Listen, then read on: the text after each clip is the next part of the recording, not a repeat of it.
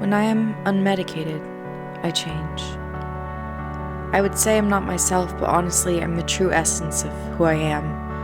My broken brain revealed and displayed on a broken face. My mind is loud and bustling, constantly screaming at me and all the things wrong with me. My eyes become sunken and tired, exhausted from just existing and breathing. And no amount of makeup or wide smiles can change it, but I try anyways. I am weighed down, but I never realized that before I started taking medication.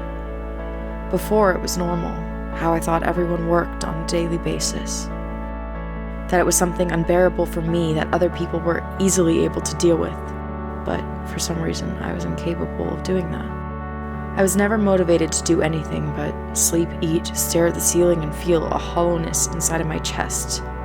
And I thought that I would be fine, that I could just figure it out. But it just kept getting worse. A little over 2 months ago, I was prescribed antidepressants, and things slowly improved. But if I ever stopped taking them, I returned back to the way I was before, except now it becomes suffering.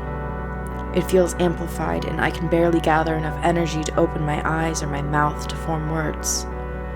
This footage was filmed on one of those days.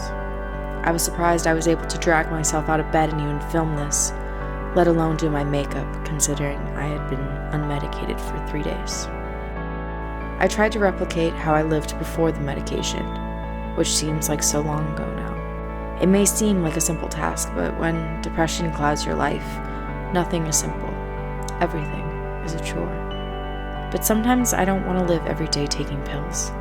I just want to live like other people with healthy mental stability.